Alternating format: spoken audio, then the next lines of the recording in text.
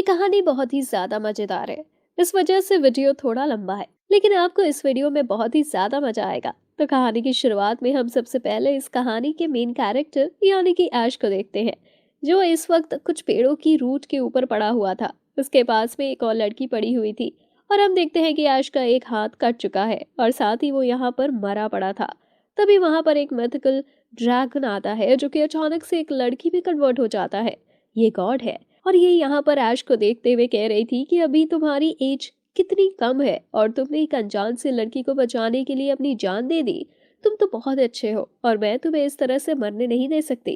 इसके बाद अब वो अपनी पावर का इस्तेमाल ऐश के ऊपर करती है और ऐश का वो हाथ अचानक से वापस रीजनरेट होने लगता है। साथ ही अब देखते हैं कि उसके हाथ पर किसी तरह का टैटू भी बन गया था। और इसके बाद अब ऐश फिर से होश में आने वाला था, लेकिन जब उसकी आंख खुलती है तो वो बिल्कुल अलग जगह पर था। वो देखता है कि वो एक बेड पर लेटा हुआ है और उसके पास में भी एक लड़की बैठी हुई थी। वो बताती है कि ये गॉड्स है और इसका नाम है नेनी। यहाँ पर वो ऐश के उस हाथ को जिस पर वो टैटू बना हुआ है उसे किस कर रही थी। ऐश को कुछ भी समझ नहीं आ रहा था। ऐश पूछता है कि आखिर ये तुम क्या कर रही हो। इस पर वो बताती है कि ये सिर्फ एक रिचुअल है, क्योंकि अब नॉर्मल वर्ल्ड में वो पावर जन्म लेने वाली है जिसके बारे में कभी किसी ने सोचा भी नहीं होगा। ऐश शॉक में था, लेकिन अचानक से फिर से उसकी आंख खुलती है और इस वक्त अब वो अपनी वापस नॉर्मल वाली दुनिया में आ चुका था। अभी उसे स्कूल जाना था। असल में वो ड्रैगन एकेडमी में पढ़ता है, जहाँ पर ड्रैगन को टैम करना यानी कि पालना और उसे कंट्रोल करना सिखाया जाता है। ऐश अपनी एकेडमी में लेट ना हो इसलिए वो तुरंत ही वहां से निकल चुका था। अब हम एकेडमी का सीन देखते हैं जहाँ पर सभी स्टूडेंट्स बात कर रहे थे और यहाँ पर हम एक लड़की को देखते हैं जिसका नाम जेसिका है। वो यहाँ पर अभी आने वाले उस टूर्नामेंट के बारे में बात ही कर रही थी जो कि हर साल होता है। यहाँ जब ऐश आता है तो वो सभी लोग उसके पीठ पीछे उसकी बुराई करने लगते हैं। कुछ लोग कह रहे थे कि ये इतना कमजोर है, फिर आखिर इसे इस अकेडमी में एडमिशन कैसे मिल गया। अभी ऐश उनकी बातों को इग्नोर करते हुए चुपचाप आगे बढ़ ही रहा था, लेकिन सच में उसकी एकेडमी में उसकी रेपुटेशन बहुत ज्यादा खराब है। वैसे ऐश अभी इन्हें इग्नोर तो कर रहा था, लेकिन जब वो बार बार सेम चीज सुनता है तो अब उसे भी गुस्सा आने लगता है। और यहाँ पर वो उसी की क्लास की एक स्टूडेंट पर हाथ उठाने वाला था, लेकिन तभी वहां पर उसका दोस्त रेमंड आ जाता है। वो उसे रोक देता है और कहता है कि तुम्हें अभी कुछ एक्शन नहीं लेना चाहिए, क्योंकि ये चाहते ही हैं कि तुम इन पर हाथ उठाओ और तुम्हें सस्पेंड कर दिया जाए। तुम्हें इन्हें इग्नोर करना चाहिए। साथ ही वहां पर हम एक और स्टूडेंट को देखते हैं। इसका नाम मैक्स है और ये ऐश से कह रहा था कि अब हम बच्चे नहीं रहे, इसलिए तुम्हें सीख लेना चाहिए कि किस से किस तरह से बिहेव करना है। अब ऐश चुपचाप था और इसके बाद अब वो सीधा क्लास की तरफ चला जाता है। उनकी क्लास चालू होती है। जो टीचर थी वो सभी को बता रही थी कि उन सभी के हाथ पर एक टैटू है। इसका मतलब ये है कि वो टैटू नॉर्मल नहीं है, वो उन्हें खास बनाता है, क्योंकि इस टैटू की पावर की मदद से वो किसी भी ड्रैगन को कंट्रोल कर सकते हैं। बस यहाँ पर मेन बात ये है कि हर किसी के हाथ पर अलग अलग टैटू है और उसमें अलग पावर है। जैसे कि कोई ड्रैगन है तो उसे कोई दूसरा कंट्रोल नहीं कर सकता, वो सिर्फ किसी एक के लिए ही बना होगा। और जिसके हाथ में वो टैटू होगा सिर्फ वही उस ड्रैगन को कंट्रोल कर सकता है। अब आज का लेसन खत्म करने के बाद टीचर वहां से जा चुकी थी और बाकी स्टूडेंट भी जाने लगे थे। रामन ऐश के पास आता है और वो कहता है कि भाई एक बात बताओ, आखिर तुम्हारे पास ऐसी कैसी पावर है कि तुम सारे ड्रैगन को कंट्रोल कर सकते हो। ऐश कहता है कि यह बात मैं भी नहीं जानता, जबकि मैंने अभी तक खुद का ड्रैगन भी नहीं चुना। असल में सबको एक एक ड्रैगन मिल चुका है जिसे उन्होंने पाला है और वो उसे कंट्रोल करते हैं, लेकिन ऐश को अभी तक कोई ड्रैगन नहीं मिला है जो कि उसी के लिए बना हो। मगर ऐश के पास ऐसी पावर है कि वो किसी और के ड्रैगन को कंट्रोल कर सकता है। वैसे तभी वो वहां पर देखते हैं कि एक लड़की जो कि उनकी क्लासमेट है, उसका नाम सिल्विया है और असल में वो एक प्रिंसेस है। वो जा रही थी तभी सामने कुछ स्टूडेंट दिखते हैं और वो उनसे बहुत ही ज्यादा रूड तरीके से कहती है कि सामने से हट जाओ। अभी यहाँ पर रेमंड ऐश से कह रहा था कि ये लड़की सच में पढ़ने में बहुत ही अच्छी है और समझदार भी है, लेकिन इसके बिहेवियर की वजह से पूरी क्लास में कोई भी इसे पसंद नहीं करता और इसके साथ बात नहीं करता। वैसे ऐश को इस बात से कोई फर्क नहीं पड़ता था। अब रेमंड और ऐश वहाँ अपनी क्लास से बाहर आए थे। यहाँ पर आने के बाद रेमंड ऐश से कह रहा था क्या वो अभी होने वाले उस ट्रेनिंग फाइट में हिस्सा लेगा। असल में वहाँ पर ड्रैगन की फाइट होने वाली है, लेकिन ऐश कहता है कि नहीं, मैं हिस्सा लेना तो चाहता हूँ पर मैं ले नहीं सकता क्योंकि मेरे पास खुद का कोई ड्रैगन ही नहीं है। अब रेमंड बात समझ रहा था, फिर वो सोचता है, लेकिन हम तभी देखते हैं कि वहाँ पर एक लड़की आती है। असल में ये थर्ड ईयर की स्टूडेंट है और इसका नाम रेबेका है। ये बहुत ही सुंदर थी और साथ ही ये बहुत ज्यादा स्ट्रांग भी है। उस वजह से सभी इसे बहुत पसंद करते हैं और इसके बाद वो वहां से चली गई थी। फिर हम देखते हैं कि उनकी जो ट्रेनिंग फाइट थी वो स्टार्ट हो रही थी।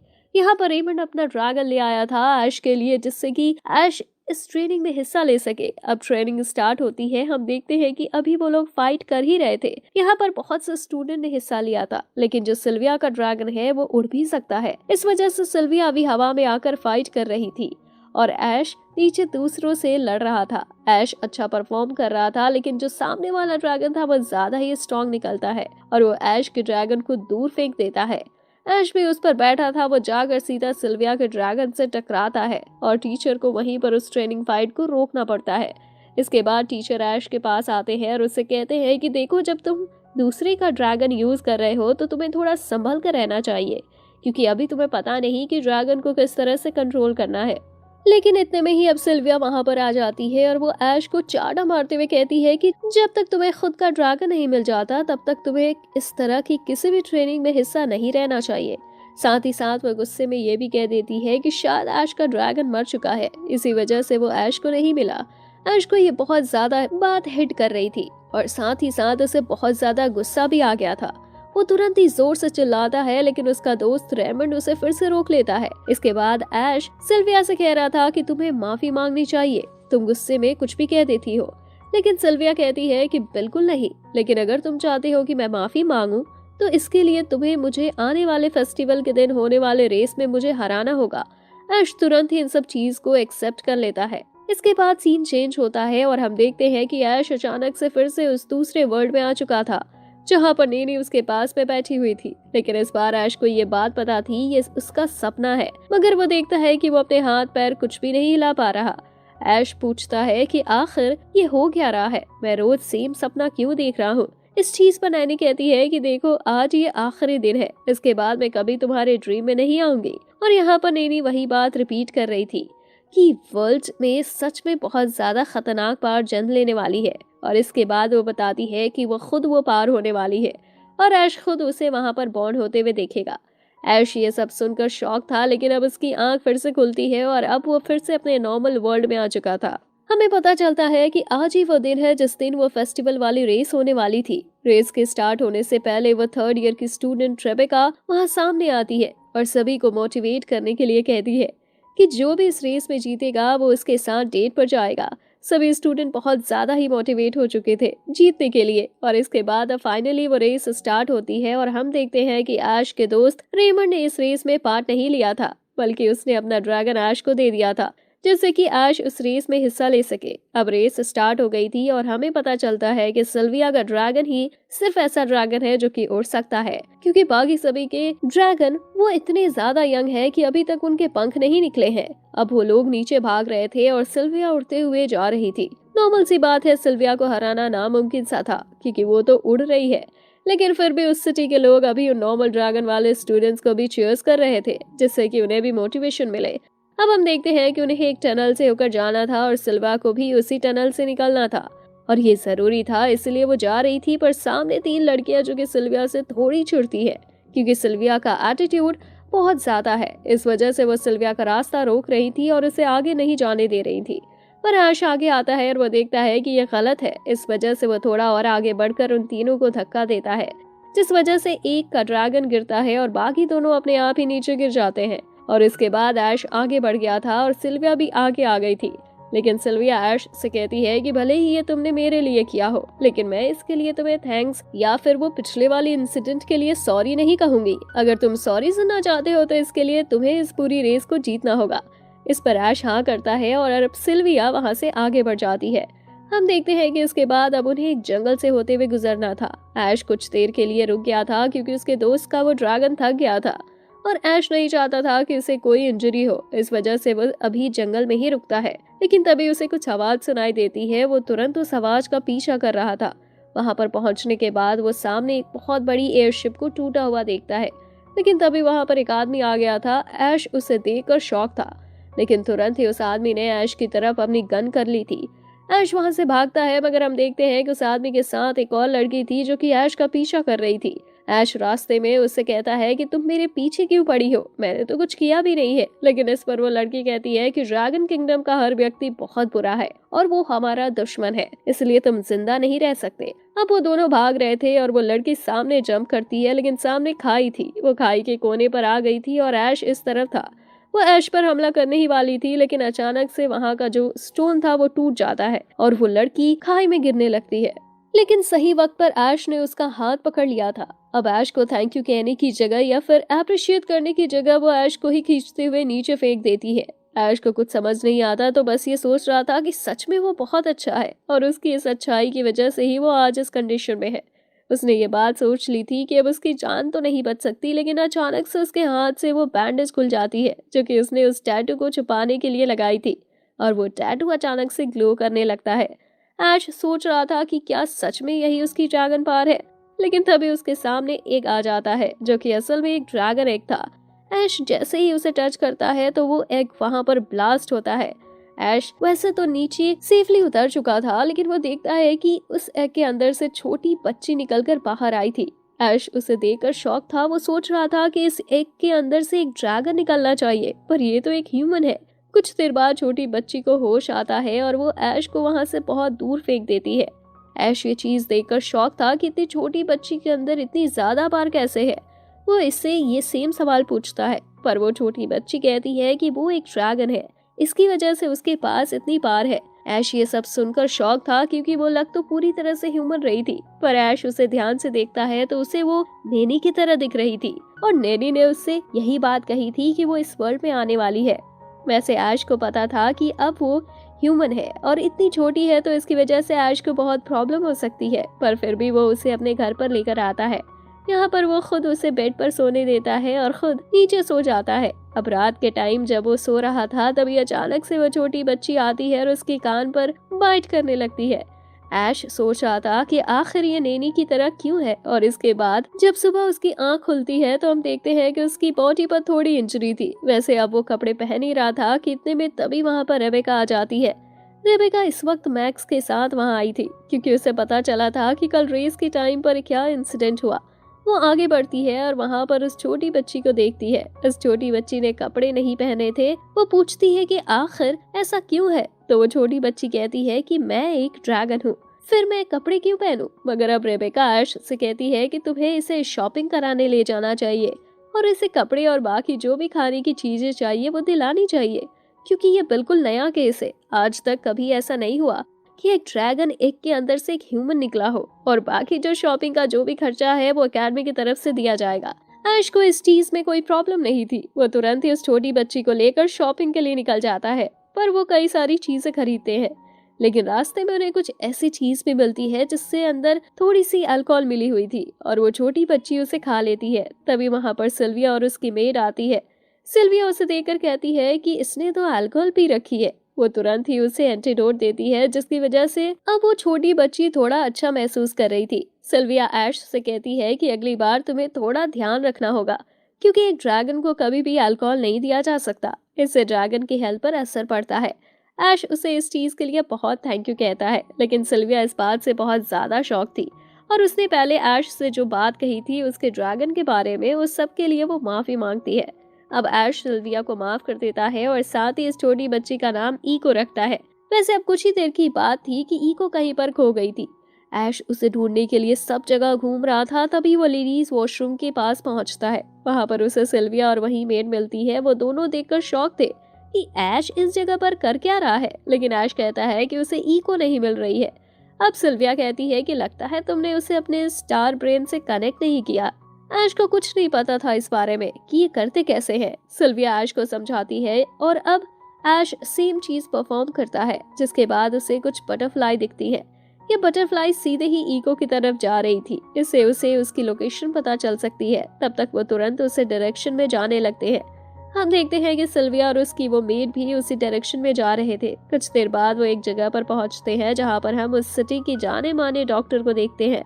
असल में वो एक साइंटिस्ट भी है और वो यहाँ पर ईको के ऊपर रिसर्च करना चाहती थी, लेकिन वो ये बात जानती थी कि सिटी में लीगली उसे ये परमिशन कभी नहीं दी जाएगी। इस वजह से उसने ईको को किडनैप कर लिया। अब यहाँ पर ऐश सिल्विया और वो मेड तीनों ही आगे बढ़ते हैं उस डॉक्टर को रोकने के लिए, लेकिन वो डॉक्टर अपने किसी स्पेल का इस्तेमाल करती है, जिसके बाद ऐश, सिल्विया और उस मेड तीनों को नींद आने लगी थी। ऐश भी यहाँ पर अनकॉन्शियस होकर नीचे गिरने वाला था, लेकिन ईको उस पर चिल्लाती है और कहती है कि अगर तुम बेहोश हो गए तो मैं तुम्हें माफ नहीं करूंगी। इसके बाद ऐश खड़ा हो जाता है और उसका ड्रैगन टैटू अचानक से ग्लो करने लगता है। साथ ही उसने अपनी पावर एक्टिवेट कर ली थी और अब वो साइंटिस्ट के सामने खड़ा हुआ था। वो बहुत गुस्से में था। आखिर में साइंटिस्ट हार मान लेती है और यहाँ पर वो ईको को छोड़ देती है। हम देखते हैं कि ईको वैसे खुश तो थी, मगर ऐश के पास आकर वो ऐश को बहुत तेज पंच मारती है, क्योंकि वो गुस्सा भी थी कि आखिर ऐश इतनी देर से उसे बचाने के लिए क्यों नहीं आया। वैसे कुछ दिन बाद हम देखते हैं कि वो जो साइंटिस्ट थी वो अब ऐश और उसकी क्लास की टीचर बन चुकी थी। उन्हें इसी से कोई प्रॉब्लम नहीं थी, क्योंकि वो साइंटिस्ट बुरी नहीं है। अब हमें ये भी पता चलता है कि सिल्विया ऐश से थोड़ा जेलस भी फील कर रही थी, क्योंकि ऐश के पास पावर है कि वो किसी भी ड्रैगन को कंट्रोल कर सकता है, जबकि सिल्विया और बाकी सभी सिर्फ एक ही ड्रैगन को कंट्रोल कर सकते हैं।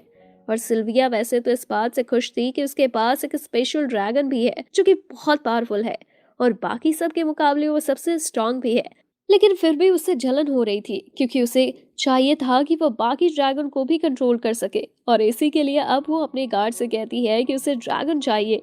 वो गार्ड उसे ड्रैगन लाकर दे देते हैं और सिल्विया उसके बाद उस ड्रैगन को कंट्रोल करने की कोशिश करती है। नॉर्मल सी बात थी कि वो टैटू के पार उस ड्रैगन पर काम नहीं कर रही थी। इस वजह से वो ड्रैगन थोड़ा सा अग्रेसिव हो जाता है और आसपास उछलने लगता है। इस चीज में बहुत खतरा था। दूर से हम देखते हैं कि अभी भी रेबिका और ऐश दोनों ही वहां सिल्विया को देख रहे थे। ऐश कहता है कि आखिर ये सिल्विया क्या करने की कोशिश कर रही है, तो इस चीज पर रेबिका बताती है कि असल में सिल्विया को ऐश से जलन हो रही है, क्योंकि ऐश कई सारे ड्रैगन्स को कंट्रोल कर सकता है जबकि सिल्विया सिर्फ एक को। इस वजह से वो इस ड्रैगन को कंट्रोल करके ये बताना चाहती है कि वो भी स्पेशल है। ऐश शॉक में था और उसे कुछ भी समझ में नहीं आ रहा था। वैसे हम देखते हैं कि वो सिल्विया का ड्रैगन ज्यादा डैमेज ना पहुंचाए, इस वजह से रेबेका को अपना ड्रैगन लेकर वहां पर आना होता है। उस ड्रैगन से डरकर वो दूसरा ड्रैगन शांत हो जाता है और उसने उस ड्रैगन को रोक लिया था बाकी किसी को डैमेज पहुंचाने से। यहाँ पर ऐश अभी भी शॉक में था कि आखिर सिल्विया उससे जेलस क्यों है। वैसे अभी सभी लोग वहाँ सिटी में एक बहुत ही लेजेंडरी स्टैचू देखने के लिए जा रहे थे। ऐश बताता है कि ये जिसका स्टैचू है उसे आर्च कहा जाता था। आज शायद वहाँ की कोई रैंक है और ऐश कहता है कि मुझे भी वो बनना है।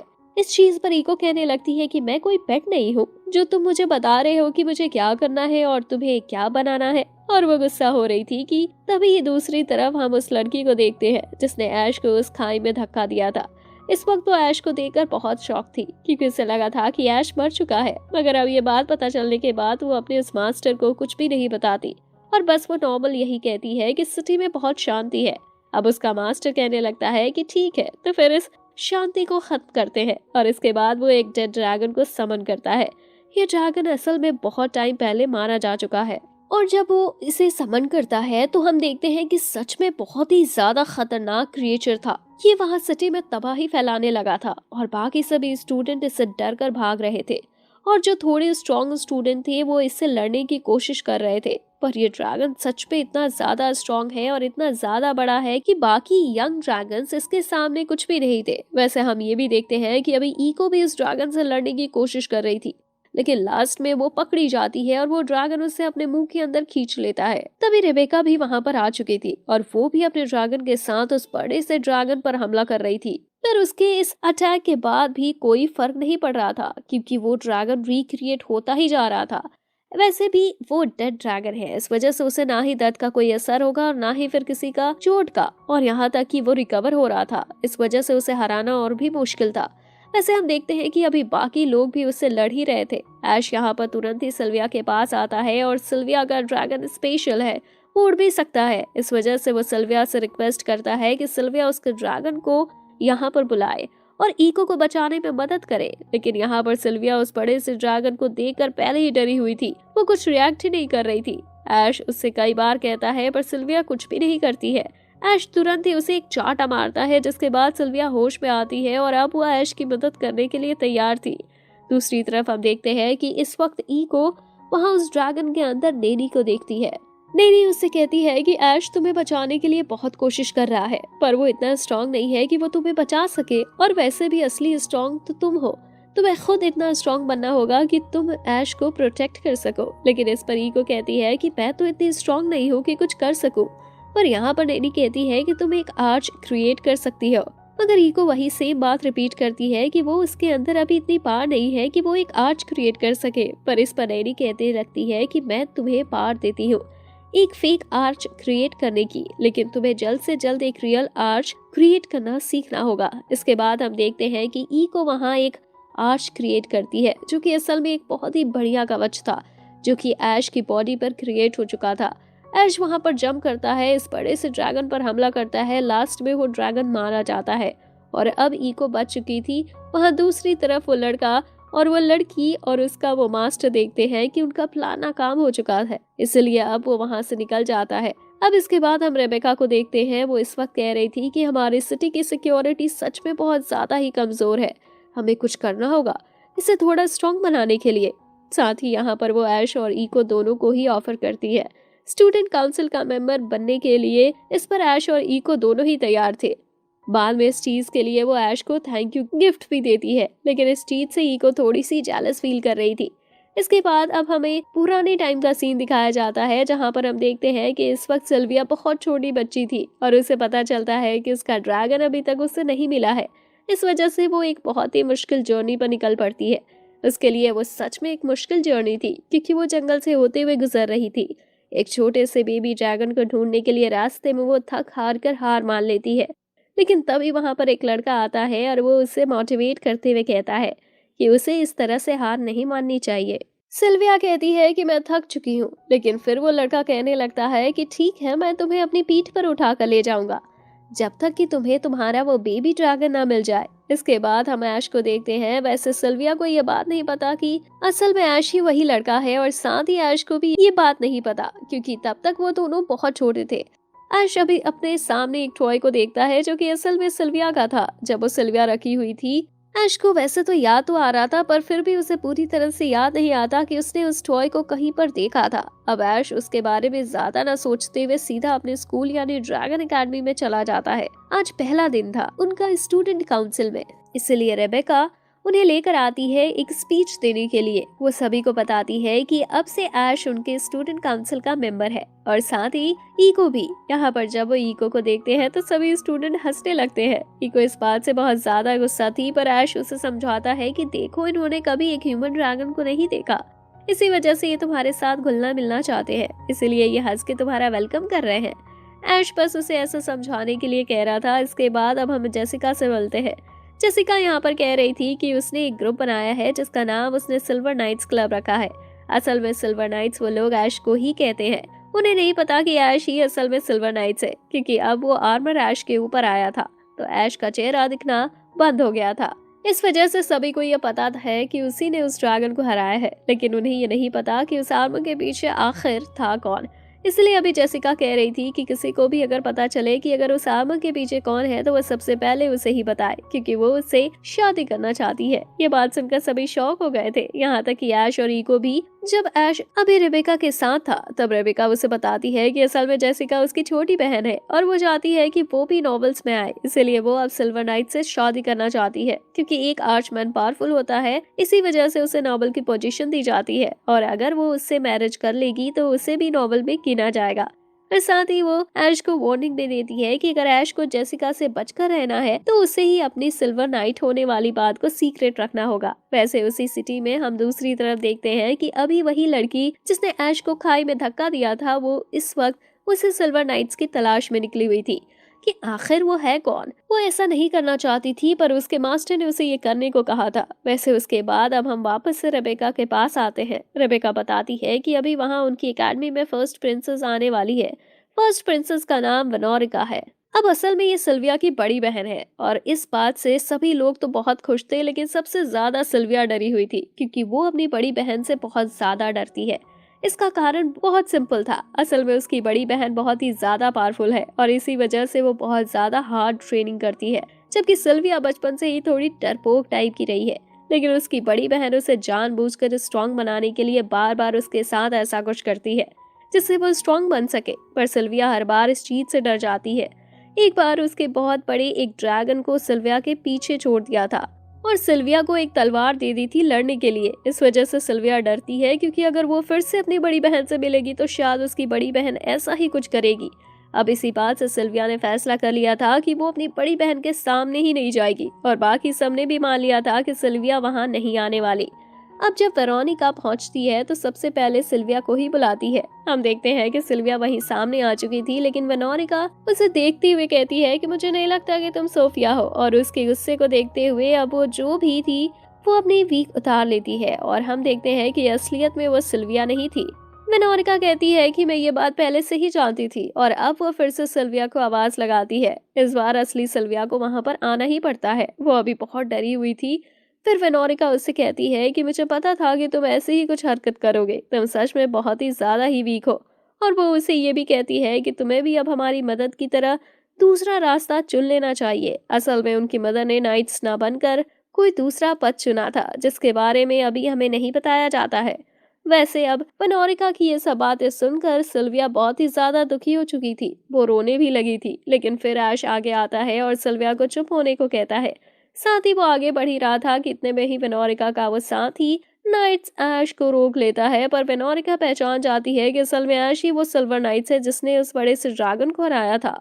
वो तुरंत ही अपने साथी नाइट से कहती है कि इसे यहाँ से ले चलो। अब सीन चेंज होता है। अगले सीन में हम उसी लड़की को देखते हैं जिसने ऐश को उस खाई में धक्का दिया था। यहाँ पर उसे पता चलता है कि वेनोरिका वापस से सिटी में लौट चुकी है। ये बात सुनकर वो बहुत ही ज्यादा घबरा गई थी, क्योंकि असल में वो ड्रैगन किंगडम से इसलिए नफरत करती है क्योंकि यहाँ पर वेनोरिका रहती है। और वेनोरिका इतनी स्ट्रांग है कि वो उसकी जगह को, यानी कि जो उसका होम टाउन है, उसे खत्म करने वाली है। इसी वजह से वो चाहती है कि वो पहले ड्रैगन किंगडम को खत्म कर दे, जिससे कि उसका वो होम टाउन बच सके।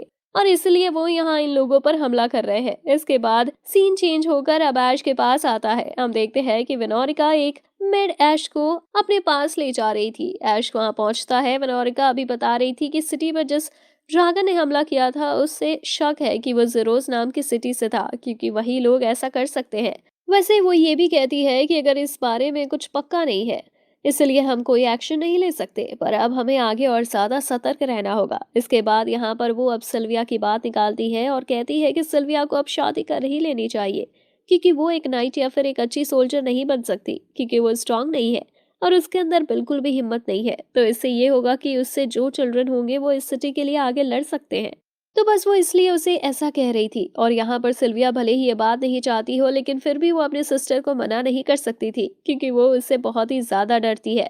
पर अब ऐश बीच में बोल पड़ता है और कहता है कि ये बहुत गलत बात है, और सिल्विया वैसे भी इस लायक है कि वो एक अच्छी नाइट बन सकती है, क्योंकि अभी जिस ड्रैगन से उसकी लड़ाई हुई थी, अगर सिल्विया उसकी मदद ना करती तो वो कभी उस ड्रैगन को नहीं हरा पाता।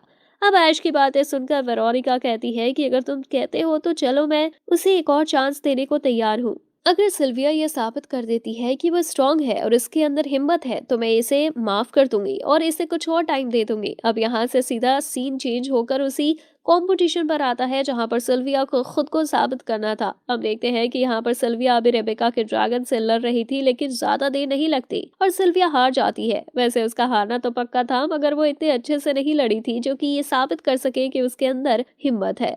वैसे इसके बाद अब उसे कुछ चोटें भी लगी थी, जिससे रिकवर करने के लिए उसे कुछ टाइम रेस्ट करना पड़ता है। हम देखते हैं कि अब ऐश उसके पास ही था। तभी वहां पर एक लड़का आता है, और असल में वेरोनिका ने ही इस लड़के को चुना था सिल्विया से शादी करने के लिए। वो लड़का यहाँ पर इसलिए आया था, ये सिल्विया को बता सके कि वेरोनिका का ऑर्डर है कि कल सिल्विया को सीधे चर्च में जाना है, क्योंकि उसे माफी मांगनी चाहिए। शायद गॉड ही नहीं चाहते हैं कि वो स्ट्रांग बने, जब तक वेरोनिका सोचेगी कि सिल्विया उनकी फैमिली के लिए क्या अच्छा कर सकती है। और अगर कोई सॉल्यूशन नहीं मिला तो उसके बाद वो उस लड़की की और सिल्विया की शादी ही करा देंगे। वैसे अब जब वो लड़का जाने लगता है तो सिल्विया उससे पूछती है कि क्या वो सच में उससे शादी करना चाहता है।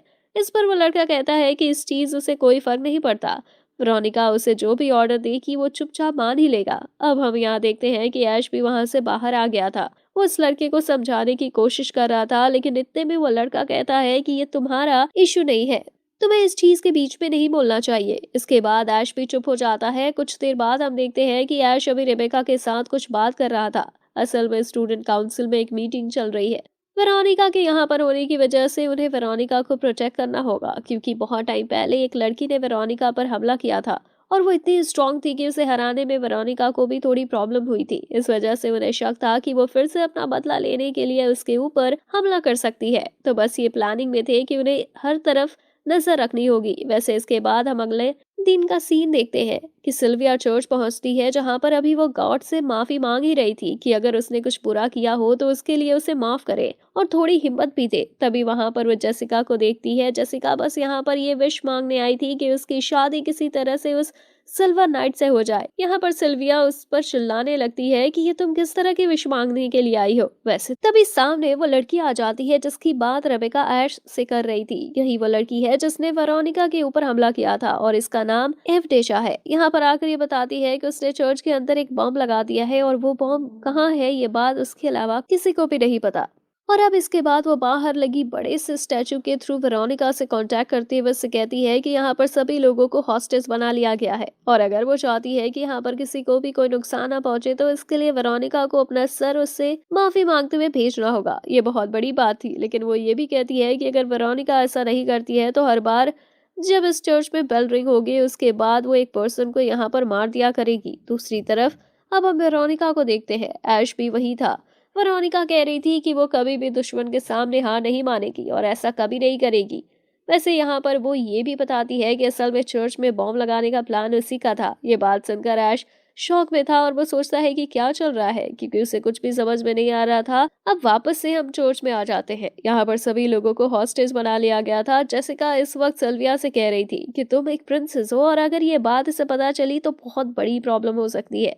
इसलिए जेसिका कहती है कि मैं प्रिंसेस बनकर सामने जाऊंगी, इस चीज से हम सिचुएशन को संभाल सकते हैं। अब जेसिका आगे आती है। वैसे जेसिका इसलिए ऐसा कर रही थी क्योंकि उसे तो वैसे भी नोबल में आना है, तो भले ही इसी तरह से, लेकिन वो खुद को नोबल फील करा सकती थी। पर ये एक अच्छा काम था। फिर उसके बाद उसे पकड़ लिया गया था और एवटेका ने भी उसे सच में प्रिंसेस मान लिया था। अब भले ही सिल्विया बच गई हो, लेकिन उसे अंदर ही अंदर बहुत ज्यादा बुरा लग रहा था कि ये गलत है। दूसरी तरफ यहाँ ऐश भी चाहता था कि वो इन लोगों को बचाए।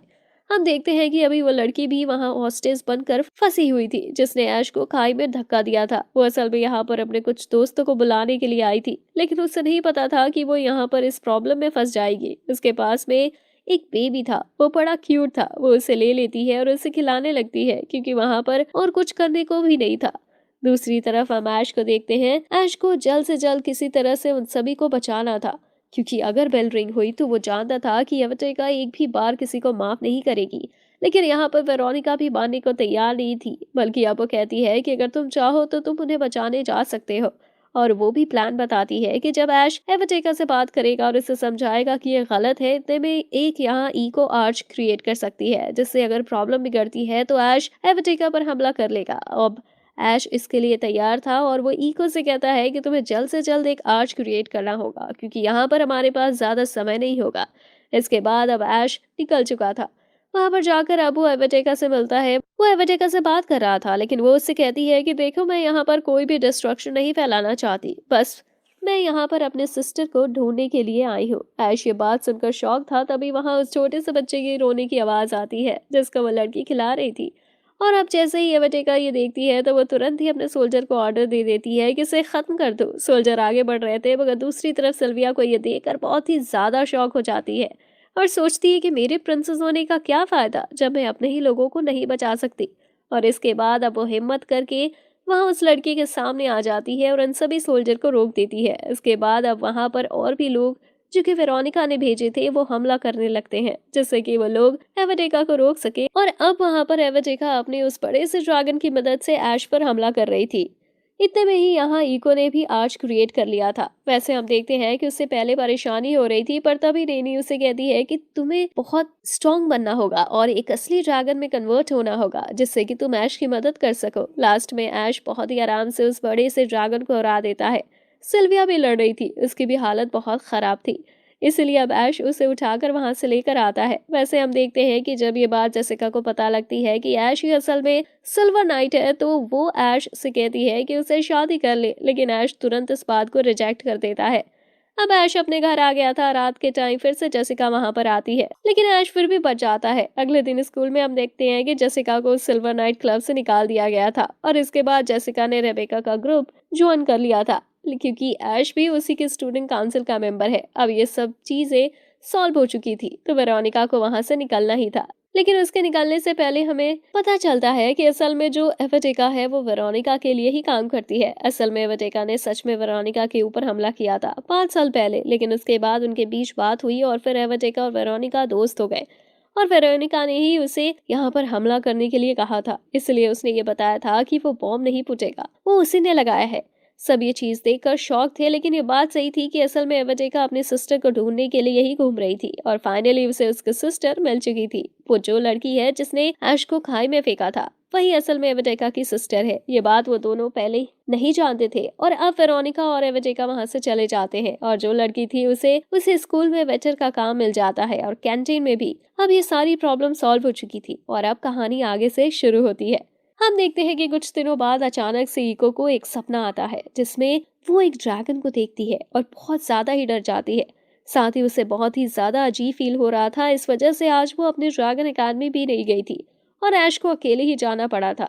ऐश वहां पर आता है और उसे पता चलता है कि एक कैंप लगने वाला है और उसके लिए किसी स्टूडेंट को सिलेक्ट करा जाएगा। वहां पर बहुत कम स्टूडेंट जाने वाले हैं। अब जब सभी को बुलाया जाता है तो पहला नाम लूका का लिया जाता है। लूका एक लड़की है, लेकिन कोई भी उसे पसंद नहीं करता। ऐश शौक था कि आखिर ऐसा क्यों है। सब बताते हैं कि वो बहुत ही ज्यादा स्ट्रांग है, लेकिन वो 3 महीने से अभी स्कूल ही नहीं आई है। वो स्टूडेंट काउंसिल की सबसे जूनियर मेंबर है, यानी उसकी एज अभी बहुत ही कम है। मगर ऐश ने आज तक उसे कभी देखा ही नहीं था। इस वजह से वो सोच रहा था कि अगर वो स्ट्रांग है तो उसे हेट करने का क्या रीजन है। वैसे अब लूका आज भी नहीं आई थी, इस वजह से रेबिका यहाँ पर ऐश को सेलेक्ट कर लेती है। ऐश ये देखकर शौक था कि आखिर उसके पास तो एक ऐसा ड्रैगन भी नहीं है जिसके ऊपर वो सवारी कर सके या फिर कहीं जा सके। फिर आखिर उसे क्यों चुना गया। लेकिन रेबेका कहती है कि ऐश के पिछले सारे इंसिडेंट देखते हुए उन्होंने ये डिसाइड किया है कि अगर वो ऐश को थोड़ी ट्रेनिंग देंगे तो इससे ऐश और स्ट्रांग बन सकता है और फ्यूचर में जब उसका खुद का ड्रैगन होगा तो ऐश स्ट्रांग बनेगा। इससे उसकी सिटी का ही फायदा है। और इसके बाद वो लोग सीधा लूका के पास आए थे, क्योंकि अचानक से वहां पर धुआं दिखने लगता है जहां पर लूका रहती है और जब वो लोग वहां आते हैं तो वो लूका को लेटा हुआ देखते हैं। अब हमें पूरी बात पता चलती है कि असल में लूका स्कूल इसलिए नहीं आ रही थी क्योंकि उसका जो ड्रैगन पेट है वो उसके साथ डिस्कनेक्ट हो चुका है। मतलब सभी लोग टैटू के थ्रू ड्रैगन से कनेक्ट रहते हैं और वो ड्रैगन को कंट्रोल कर सकते हैं, पर लूका के साथ इसका उल्टा हुआ। पहले तो उसके पास जो ड्रैगन था वो बहुत ही स्ट्रांग था, इसी वजह से सब उसे स्ट्रांग मानते थे, पर अब वो ड्रैगन उसकी बात नहीं सुन रहा। ये बात सुनकर ये सभी शॉक में थे और इन्हें पता नहीं था कि ये उन्हें ऐसे सिचुएशन में क्या करना चाहिए। वैसे इन 3 महीने में वो कई बार अपने उस ड्रैगन के पास गई, उसे मनाने की भी कोशिश की, पर कोई फायदा नहीं हुआ। अब उसके बाद हम देखते हैं कि शाम का टाइम था। ऐश जब अपने घर वापस लौट कर आता है तो ईको उसे वो सारे सपने के बारे में बताती है और कहती है कि उसे बहुत ही डर लग रहा है क्योंकि वो सपने में एक बहुत ही खतरनाक ड्रैगन को देखती है। इस चीज पर अबाश कहता है कि उसे डरने की जरूरत नहीं है, सब ठीक होगा और वैसे भी ये बस सपने की तो बात है, इनसे डरने की क्या बात। इको बात मान लेती है, मगर उसे वो सपने आने नहीं रुके थे। अगले दिन हम देखते हैं कि लूका फिर से अपने ड्रैगन के पास जा रही थी। वो ड्रैगन के पास पहुंचती है और अचानक से वो ड्रैगन एग्रेसिवली बहुत तेज चीखता है, जिस वजह से लूका डर कर वहां से चली जाती है।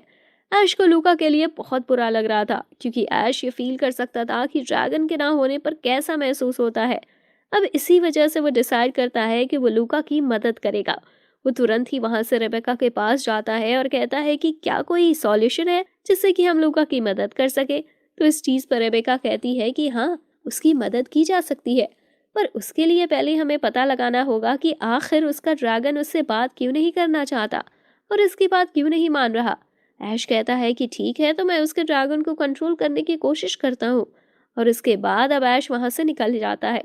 वैसे अब हम देखते हैं कि ऐश, रेबेका और बाकी सभी अभी उस ड्रैगन के पास ही आए थे, लेकिन लूका एक और बार कोशिश करती है। वो आगे जाती है और ड्रैगन से बात करने की कोशिश करती है, पर वो ड्रैगन नहीं माना था। इस वजह से अब ऐश को ही आगे बढ़कर कोशिश करनी थी। वहां पर इको भी थी। वो तुरंत एक आर्च क्रिएट करती है और ऐश की बॉडी पर वो सिल्वर आर्मर आ जाता है।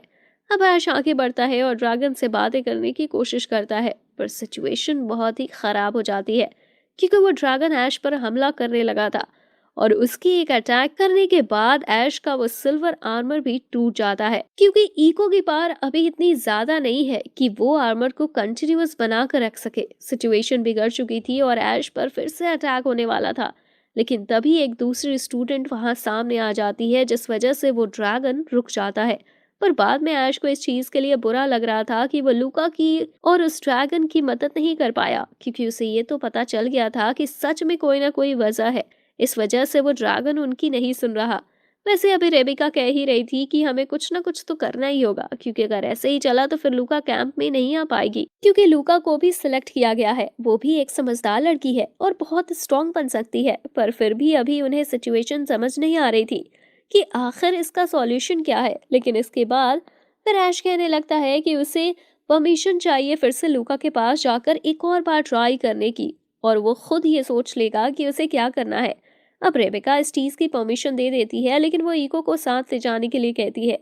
वैसे ईको यहाँ पर बहुत ज्यादा गुस्सा थी, क्योंकि उसे समझ नहीं आ रहा था कि आखिर ये इंसान एक दूसरे की मदद क्यों करते रहते हैं।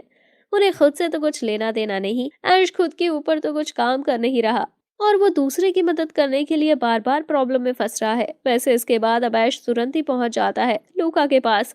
वो लूका से कहता है कि कैंप बहुत ही जल्दी स्टार्ट होने वाला है और मैं चाहता हूँ कि तुम अपने ड्रैगन के साथ कनेक्ट करो। इस पर लूका भी हाँ करती है, लेकिन उसे कुछ नहीं पता था कि ये कैसे हो सकता है। पर ऐश कहता है कि तुम्हें एक और बार कोशिश करके देखनी चाहिए, शायद अब तुम्हारा ड्रैगन तुम्हारी बात मान जाए। इस पर वो हाँ कर देती है। अब अगले सीन में हम देखते हैं कि इस वक्त वही लड़की जिसने ऐश को खाई में धक्का दिया था, वो इस वक्त अपने मास्टर से बात कर रही थी। यहाँ पर उस लड़की का नाम हमें एनी पता चलता है, और उसका मास्टर कह रहा था कि कैंप में वो तुम्हें भी लेकर जाएंगे और मेरी मुलाकात तुमसे वहीं पर होगी। इस पर एनी हाँ करती है और वहां से चली जाती है। अभी उसका जो मास्टर था वो खुद से ही बातें कर रहा था। वो कह रहा था कि मुझे यकीन नहीं होता कि एवली की बेटी रीइंकार्नेट होकर एक ड्रैगन बन चुकी है, और वो भी एक ह्यूमन ड्रैगन। वो यहाँ पर बहुत ही ज्यादा एक्साइटेड था उस ड्रैगन यानी कि ईको के असली ड्रैगन रूप को देखने के लिए, कि आखिर वो कैसे ड्रैगन बनती है। इसके बाद अब कैंप वाला दिन आता है, सभी को कैंप के लिए जाया जा रहा था। हमें पता चलता है कि पहला दिन तो बस मस्ती का ही है, पहले दिन कुछ भी नहीं होने वाला। इस वजह से सब एंजॉय कर रहे थे। यहाँ पर लूका अपने ड्रैगन के पास जाती है और उससे रिक्वेस्ट करती है कि प्लीज वो एक बार बस उसे राइड करने दे। बस वो ये इसलिए कह रही थी जिससे कि राइड करते हुए वो उसकी फीलिंग को समझ सके, पर इस पर उसका ड्रैगन गुस्सा करते हुए उसे वहां से भागने को कहता है, मतलब वो उसे डराता है। लेकिन लूका वहीं पर बैठ जाती है और रोने लगती है।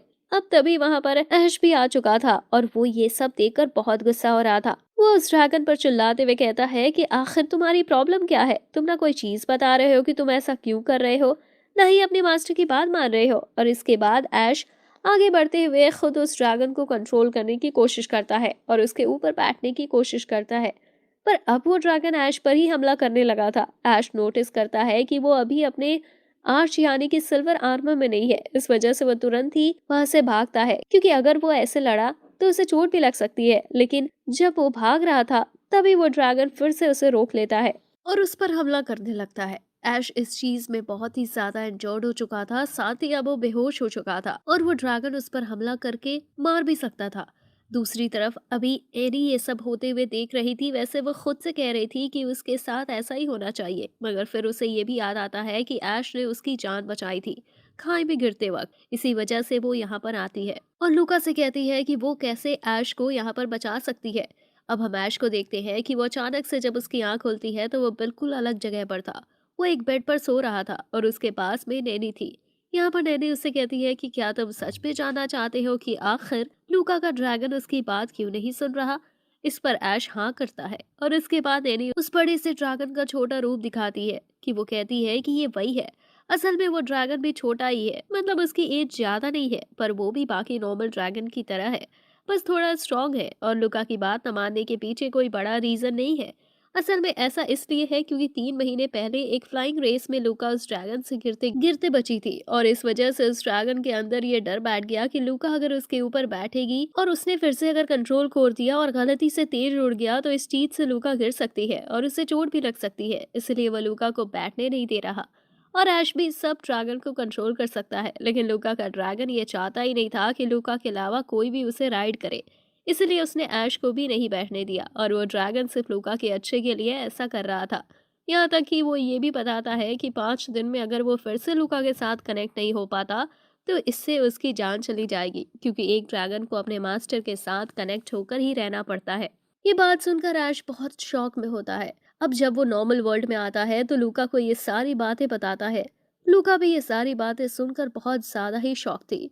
अब उसके बाद यहाँ से सीन चेंज होता है और अगले सीन में हमें उसी लड़की को दिखाया जाता है जो कि असल में उस किंगडम की साइंटिस्ट है। इसी ने ईगो को किडनैप किया था और अभी ये किंगडम के बारे में कुछ रिसर्च करते हुए एक बुक को ढूंढती है। और जब वो उस बुक को पढ़ती है तो उसे पता लगता है कि पिछले टाइम में दो फैमिली के बीच में बहुत बुरी लड़ाई हुई थी। एक थी एवलिन फैमिली, जिसके बारे में यानी कि मास्टर ने कहा था कि एवलिन की बेटी है ईगो, और ये दूसरा उसका जन्म है। और यहाँ पर दूसरी फैमिली थी कोई डार्क फैमिली। अब जब वो बुक पढ़ रही थी उसी समय वहां पर एनी और उसका वो मास्टर आ जाता है और यहाँ पर आकर उस साइंटिस्ट पर हमला कर देते हैं और वो वहीं पर बेहोश हो जाती है। इसके बाद एनी का मास्टर कह रहा था कि हमें इसे खत्म कर देना चाहिए। साथ ही यहाँ पर उसे एंजेला कहकर बुला रहा था और एंजेला उस लड़की को सिर्फ जुलीस कहकर बुलाता था। जुलीस के बारे में हम बाद में जानेंगे, बस यहाँ पर जैसे ही वो उसे एंजेला कहता है तो अचानक से उसे कुछ याद आता है और उसका सिर बहुत दुखने लगता है। वो खुद से ही कह रहा था कि शांत हो जाओ, मैं नहीं चाहता कि तुम मुझे परेशान करो, और इसके बाद फिर वो नॉर्मल हो जाता है। लेकिन एंजेला को जिंदा छोड़ देता है। अब सीन यहाँ से चेंज होता है। अगले सीन में हम देखते हैं कि अभी रेबेका और ऐश अभी उस कैंप के बारे में बात कर रहे थे, तभी अचानक से लूका वहां पर आती है और बताती है कि उसका ड्रैगन कहीं गायब हो चुका है। ये बात सुनकर रेबेका शॉक थी। फिर वहां पर एक मीटिंग बुलाई जाती है जहां पर रेबेका कहती है कि उसे डाउट है कि वो ड्रैगन कहीं जा सकता है, और जहां जा सकता है उस जगह का नाम बताती है। असल में ये बहुत पुरानी कहानी है। एक लड़की थी जिसकी तबीयत खराब हो जाने के कारण उसे अपने ड्रैगन से वो कनेक्शन तोड़ना पड़ा, जो कि वो टैटू के थ्रू कनेक्ट रहता है। और वो ड्रैगन भी फिर से वो कनेक्शन क्रिएट नहीं करना चाहता था, क्योंकि इस वजह से उस लड़की की एनर्जी खत्म हो रही थी और वो और भी ज्यादा बीमार पड़ रही थी। वो ड्रैगन वहां से चला गया जिससे उस लड़की की जान बच सके। कुछ टाइम बाद वो लड़की फिर से रिकवर हो चुकी थी, लेकिन जब वो अपने ड्रैगन को ढूंढने निकली तो वो मर गया था और जहां पर उसकी बॉडी मिली वो वही जगह था। अब वहीं पर सारे यंग ड्रैगन्स को जिनके पहले ही डेथ हो जाती है वहीं पर ले जाया जाता है। इस वजह से रेबेका को डाउट था कि वह लूका का ड्रैगन वहां पर मिल सकता है। वैसे अब अगले ही दिन एक पार्टी होने वाली थी। ऐश कहता है कि इस पार्टी में तुम्हारा होना जरूरी है क्योंकि तुम स्टूडेंट काउंसिल की प्रेसिडेंट हो। अब रेबेका कुछ नहीं कर सकती, उसे रुकना ही पड़ता है। लेकिन ऐश कहता है कि चिंता मत करो, हम वहां पर जाकर सिचुएशन संभाल लेंगे। और अब लूका भी पूरी तरह से तैयार थी क्योंकि उसे सारा रीजन पता चल चुका है। वो आराम से अपने ड्रैगन को मना सकती है। अगले दिन ही वो वहां के लिए निकल जाते हैं। हम देखते हैं कि रात का ही टाइम था। इस वक्त सिल्विया भी उनके साथ ही जा रही थी क्योंकि वो सिल्विया के ड्रैगन पर ही बैठकर जा रहे थे। ऐश यहाँ पर ईगो से कहता है कि शायद तुम्हें वहां पर आर्च क्रिएट करना होगा, इसलिए जितना हो सके उतना एनर्जी को सेव कर कर रखना, क्योंकि बिना आर्च के मैं वहां कुछ नहीं कर पाऊंगा। और इस पर ईगो भी हाँ करती है। अब वहां पर पहुंचने के बाद वह लोग लूका के ड्रैगन को ढूंढ रहे थे, पर उन्हें वो ड्रैगन कहीं दिख ही नहीं रहा था। लूका और ऐश दूसरी तरफ गए थे उस ड्रैगन को ढूंढने के लिए। यहाँ पर हम देखते हैं कि एनी का मास्टर भी वहीं था और अब वो उन लोगों पर हमला कर रहा था। वो जानता था कि वो आराम से अभी सिल्विया को हरा देगा क्योंकि सिल्विया ही वहीं पर थी, लेकिन सिल्विया भी हार नहीं मान रही थी। दूसरी तरफ लूका अपने ड्रैगन से मिलती है और लूका के इस बार कहने पर वो ड्रैगन मान भी जाता है। हम देखते हैं कि वो फिर से कनेक्ट होने के लिए तैयार था क्योंकि वो ड्रैगन भी यही चाहता था, और लूका के अंदर हिम्मत देकर वो भी हाँ कर देता है। और इसके बाद वो दोनों कनेक्ट होते हैं और वहां पर पहले तो वो ड्रैगन डांस परफॉर्म करते हैं और इसके बाद लूका पूरी स्पीड से जाकर उस ड्रैगन से लड़ाई करती है जो यहाँ पर सिल्विया पर हमला कर रहा था। उनकी जीत हो जाती है और इस बार भी एनी का मास्टर वहां से भाग चुका था। अब सीन चेंज होता है। हम उसी मास्टर को एक लड़के के साथ बात करते हुए देखते हैं। इस लड़के का नाम क्लोज था। यहाँ पर अभी एनी का मास्टर कह रहा था कि हम इस बार भी हार गए, लेकिन कोई बात नहीं, हमारी पूरी तरह से हार नहीं हुई है। मैं धीरे धीरे उन लोगों की पावर को समझ रहा हूँ और मेरा असली प्लान बहुत जल्दी स्टार्ट होगा। दूसरी तरफ अभी वो क्लोज कह रहा था कि वो लोग जल्दी कॉन्टिनेंटल कांग्रेस के लिए वापस से किंगडम की तरफ लौटेंगे। ये कॉन्टिनेंटल कांग्रेस क्या है ये अभी हमें पता चलेगा, क्योंकि ये इसी चीज का सेम लेटर अभी वहां ड्रैगन एकेडमी में आया हुआ था।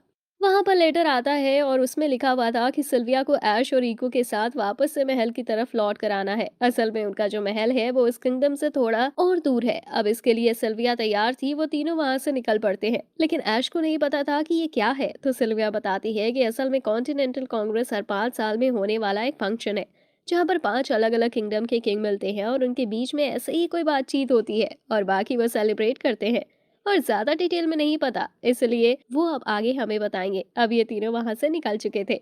उस किंगडम में पहुंचने के बाद किंग सबसे पहले सिल्विया को बुलाते हैं उनसे कुछ बात करने के लिए। यहाँ पर सिल्विया ऐश और ईको को वहीं छोड़कर चली जाती है और एक दूसरी लड़की जिसका नाम प्रेम है वो ऐश और ईको को सिटी घुमाने लगती है। वो वहाँ की चीजें उन्हें दिखा रही थी। अब इस तरफ हम देखते हैं कि किंग और सिल्विया आमने सामने थे। किंग अपनी बेटी से मिलकर बहुत ज्यादा ही खुश थे और साथ ही सिल्विया बहुत शॉक थी। वो पूछती है कि आखिर कॉन्टिनेंटल कांग्रेस जैसी बड़ी चीज के लिए आपने मुझे क्यों बुलाया, जबकि वेरोनिका तो ज्यादा काबिल है। और इस पर किंग कहने लगते हैं कि लेकिन वेरोनिका ने खुद तुम्हें बुलाने के लिए कहा था। ये बात सुनकर सिल्विया शॉक में थी कि आखिर उसने ऐसा क्यों कहा। वैसे यहाँ पर सिल्विया अभी अपने भाई जुलीस की बात करती है।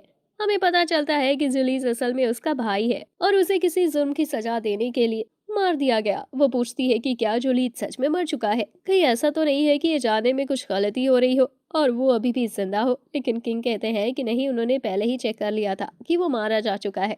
हमें पता चलता है कि असल में उसका क्राइम क्या है। असल में जूलिस ने अपने ही ड्रैगन को खत्म कर दिया था और ये उनके वहाँ सबसे बड़ा क्राइम माना जाता है, क्योंकि ये ड्रैगन उन्हें गॉड की तरफ से मिलता है और उन्हें खत्म करना सच में एक जुर्म है। इसी वजह से जूलिस को वहां पर सीधे मौत की सजा सुना दी गई थी, भले ही वो किंग का बेटा ही क्यों ना हो। अब सिल्विया वहां से बाहर आ जाती है, लेकिन उसे अपने फादर की बातों में यकीन नहीं था, क्योंकि उन्हें बोलने का तरीका पूरी तरह से अचानक से बदल गया। इस वजह से वो जानती थी कि वो झूठ कह रहे हैं। इसके बाद हम देखते हैं कि जब ऐश और इको उस सिटी को एक्सप्लोर करके आते हैं तो यहाँ पर किंग ऐश को ड्रैगनर की पोजीशन के लिए चुनते हैं। ड्रैगनर एक पोजीशन है जो कि बहुत कम लोगों को मिलती है और ये सिर्फ स्ट्रॉन्ग और अच्छे ड्रैगन ट्रेनर को ही दी जाती है। ऐश कहता है कि वो इस पोजीशन के लिए काबिल नहीं है, जबकि उसके बाद खुद का एक ड्रैगन भी नहीं है। लेकिन इस पर किंग कहते हैं कि नहीं, इको है। वो इको सच में बहुत रियल ड्रैगन है, क्योंकि वो अभी ह्यूमन फॉर्म में है और ऐसा उन्होंने भी पहले कभी नहीं देखा था। और वो भी एक्साइटेड थे कि आखिर जब इको अपने ड्रैगन फॉर्म में आएगी तो वो किस तरह की दिखेगी। इसके बाद अब ऐश को वो ड्रैगनर की पोजीशन दे दी जाती है। अब वहां पर सेलिब्रेट करने के लिए पार्टी कर रहे थे। यहाँ पर सिल्विया पूछ रही थी कि जीरो सिटी के किंग भी वहां पर आएंगे।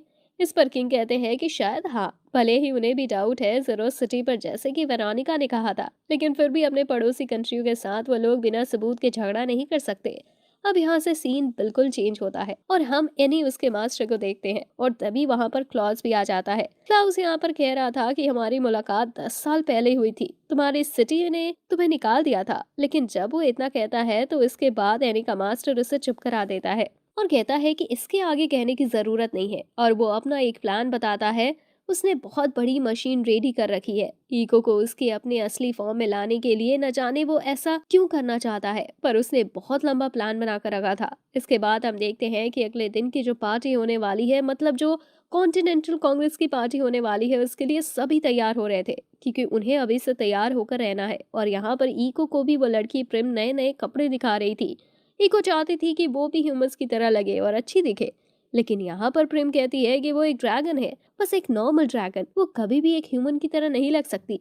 और वो कितना भी कोशिश कर ले, ऐश हमेशा उसके साथ नहीं रहेगा। बाद में वो उसे छोड़ देगा, क्योंकि ऐश इको ह्यूमन है और उसकी शादी भी सिर्फ ह्यूमन से ही हो सकती है।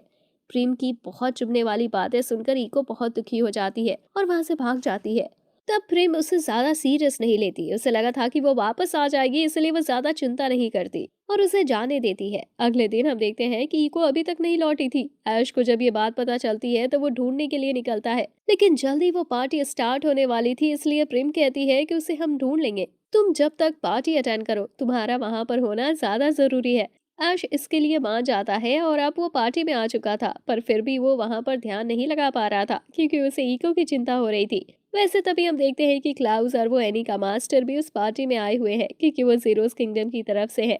और यहाँ पर क्लोज जुलीस का साथी बनकर आया था, मतलब एक तरीके से कह लो कि मेड होते हैं, उसी तरह से वो भी सर्वेंट टाइप, मतलब सेम पोजीशन पर ही था। अब यहाँ पर डांस स्टार्ट होता है। तब सिल्विया जुलीस के साथ डांस कर रही थी। वो उससे क्वेश्चन पूछती है कि क्या वो सच में उसका भाई है, लेकिन इस पर जुलीस कोई जवाब नहीं दे रहा था।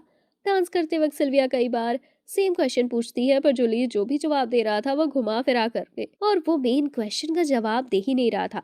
बाद में ये बात सिल्विया ऐश को बताती है तो ऐश कहता है कि हाँ, पर तो ये पक्की बात है कि शायद यही जूलियस है। असल में सिल्विया ने पहले ही ऐश को ये सारी बातें बता दी थी, और बीच में जब सिल्विया जूलियस के बारे में रिसर्च करते हुए उस जगह पर पहुंची जहां पर जूलियस के उस ड्रैगन को दफनाया गया था, तो वहां पर उसे वेरोनिका मिलती है, क्योंकि वेरोनिका को भी इस चीज पर डाउट था। सिल्विया सारी बात उसे बताती है तो वेरोनिका कहती है कि ये बातें सही हो सकती है, लेकिन अभी इन्हें बाहर किसी को मत बताना क्योंकि इनसे उनकी फैमिली की रेपुटेशन पर खतरा आ सकता है। दूसरी तरफ हम देखते हैं कि असल में ईको को एनी ने किडनैप कर लिया था जूलीस के बनाए हुए प्लान के कारण। अब यहाँ प्रेम भी जब देखती है कि उन्हें ईको कहीं नहीं मिल रही है तो वो ऐश को सच बता देती है। ऐश इस पर गुस्सा होता है और तुरंत ही ईको को ढूंढने के लिए निकलने आगे बढ़ता है, लेकिन अब सिल्विया को ये बात पता चलती है तो वो तुरंत ऐश को रोकते हुए कहती है कि अगर ऐसा हो कि ईको को किसी ने किडनैप किया हो तो फिर क्योंकि वहां पर जुलीस भी था और जुलीस कितनी बार उन लोगों पर हमला कर चुका है। ये बात वो सभी जानते थे, तो अगर सच में ईको किडनैप है तो वो सिर्फ एक ही जगह पर मिल सकती है क्योंकि बाकी पूरे किंगडम में तो इन लोगों ने ढूंढ ही लिया था, और वो जगह थी वो एयरशिप जिसके अंदर जुलीस और क्लाउस बैठ कर आए थे। अब यहाँ पर से सीन चेंज होता है और हम देखते हैं कि सच में ईको को उसी एयरशिप में रखा गया था। वहां पर हम एक कंटेनर देखते हैं जिसके अंदर पूरे में पानी भरा हुआ था और उसी के अंदर ईको को रखा था और एनर्जी डाली जा रही थी जिससे कि वो अपने असली फॉर्म में इवॉल्व हो सके। लेकिन जो साइंटिस्ट ऐसा कर रहा था वो देखता है कि उनका प्लान कामयाब नहीं हो रहा। बहुत ज्यादा एनर्जी के बाद भी ईको की बॉडी को कोई फर्क नहीं पड़ रहा था। लेकिन अब वो साइंटिस्ट बहुत ही ज्यादा एनर्जी, यानी कि जितनी उसकी लिमिट थी उतनी एनर्जी वहां पर डालना स्टार्ट कर देता है, जिसके बाद फाइनली ईको को दर्द होना स्टार्ट होता है और वो चिल्ला रही थी और ऐश को याद कर रही थी। इसके बाद फिर उसकी बॉडी भी इवॉल्व होने लगती है। पहले तो वो ईको बड़ी वुमन में बदलती है, इसके बाद वो एक एग में बदल जाती है जो कि सच में बहुत ही ज्यादा बड़ा था। यहाँ पर पूरे किंगडम के लोग उसे देखकर शॉक में थे और वो जो एयरशिप थी वो पूरी तरह से डिस्ट्रॉय हो चुकी थी। दूसरी तरफ वहां पार्टी हॉल में भी सभी लोग इस तरफ देखकर शॉक हो रहे थे और किंग यहाँ पर देखते हुए क्लॉड से माफी मांग रहे थे। वो कह रहे थे कि वो नहीं जानते कि एग कहाँ से आया, ये उनका कोई ड्रैगन नहीं है, न जाने ये कौन है। लेकिन क्लाउस उनकी बात भी नहीं सुन रहा था क्योंकि वो जानता था कि असल में यहाँ पर हो क्या रहा है, और वैसे भी वो तो अपने प्लान को कामयाब होते हुए देख रहा था। हम ये भी देखते हैं कि उस किंगडम के जितने भी ड्रैगन थे, जैसे कि सिल्विया का ड्रैगन या फिर बाकी सबके ड्रैगन जो कि उड़ सकते थे, वो वहां हवा में आ गए थे और उस एक के सामने खड़े थे। वो सभी उसे रेस्पेक्ट दे रहे थे जैसे कि वो उनका लीडर हो। इसके बाद वो एक फूटता है और हम उसमें से उस बड़े से ड्रैगन यानी कि ईको को देखते हैं। वैसे इस तरफ अभी वेरोनिका की मुलाकात जूलीस से होती है तो वेरोनिका उससे ताकतवर तो थी, इसलिए वो जूलीस उसे हरा नहीं पा रहा था। लेकिन जूलीस कहता है कि अब मुझे तुमसे लड़ने की जरूरत ही नहीं, और इसके बाद में मास्क उतार के बताता है कि वो जुलीस है, लेकिन वो असली जुलीस नहीं है। असल में हुआ क्या है कि जुलीस ने अपने ड्रैगन को इसलिए मारा था क्योंकि उसे पता चल चुका था कि उसका ड्रैगन ईवल है। अब जैसे कि हमें पता है कि एवेलिन फैमिली और डार्क फैमिली के बीच में लड़ाई हुई थी, तो इनमें से एक फैमिली बहुत बुरी थी और वो थी एवेलिन फैमिली, जिसकी एवेलिन की बेटी है ईको। और यहाँ पर वो स्पिरिट जिसने की जूलीस के ऊपर कब्जा कर रखा है वो भी एवेलिन फैमिली से है। तो यहाँ पर जब जूलीस को पता चला है कि उसका जो ड्रैगन है वो बहुत बुरा है तो उसने उसे मार दिया, और अब बाद में ये जो भी है उसकी स्पिरिट ने जूलीस पर कब्जा कर लिया उसे कंट्रोल करने के लिए। और जब उसे पता चला कि ईको असल में एवेलिन फैमिली की ही प्रिंसेस है तो वो उसे भी नॉर्मल करना चाहता है जिससे कि वो उसे कंट्रोल कर सके और पूरे किंगडम से बदला ले सके और साथ ही साथ उस वर्ल्ड को भी जीत सके। और इसके बाद अब वो जूलीस की बॉडी को छोड़ देता है। वो कहता है कि बस ये बॉडी मेरे काम के लिए सिर्फ इतनी ही देर के लिए थी, और इसके बाद अब वो उसकी बॉडी को छोड़ते हुए सीधा चला जाता है ईको की बॉडी को कंट्रोल करने के लिए। और अब उसके जाते ही यहाँ पर जूलीस फिर से नॉर्मल हो चुका था। वो वेरोनिका के पास आता है और पहले उससे माफी मांगता है और वो ये भी कहता है कि अब से वो उनकी तरफ से लड़ेगा। अब यहाँ से सीन बिल्कुल चेंज होता है और हम नैनी को देखते हैं। नैनी को सारी सिचुएशन पता थी कि क्या चल रहा है, इसलिए वो तुरंत ही अभी ईको के पास आती है और उसे कहती है कि उसे अब खुद का आर्च क्रिएट करना होगा। ईको कहती है कि ये इम्पॉसिबल है, वो पहले भी ये चीज़ नहीं कर पा रही थी और हर बार उसने सिर्फ नैनी का दिया हुआ क्लोन आर्च ही यूज किया है। और वैसे भी अब तो वो कमज़ोर हो चुकी है क्योंकि जूलियस ने उसके ऊपर जो एक्सपेरिमेंट किया है जिस वजह से वो इस तरह से इवॉल्व हुई है, इससे अभी उसकी पावर कम हो चुकी है और वैसे ही वो खुद ही एक पिंजरे के अंदर बंद है। लेकिन नैनी कहती है कि असल में आर्च क्रिएट करने के लिए कोई बाहरी पावर की जरूरत नहीं पड़ती, बल्कि अगर सच में एक ड्रैगन अगर अपने मास्टर की रक्षा करना चाहता है तो वो ऐसा कर सकता है। और ईको भी यही चाहती है कि वो ऐश को बचा पाए, इसलिए फाइनली वो हाँ करती है और अपनी सारी एनर्जी को कॉन्सेंट्रेट करने लगती है। दूसरी तरफ हम देखते हैं कि अभी लड़ाई शुरू हो चुकी थी और उस जुलीस के ऊपर जिस स्पिरिट ने कब्जा किया था उससे लड़ने के लिए यहाँ ऐश और बाकी सभी उसके दोस्त अपने अपने ड्रैगन्स पर आ चुके थे। असल में उस स्पिरिट का नाम मॉर्गरेट है। और यहाँ पर ऐश जब आगे बढ़ रहा था तो अचानक से ईको की पार से वो असली वाला आर्च क्रिएट होता है जो कि ऐश की बॉडी पर आ चुका था।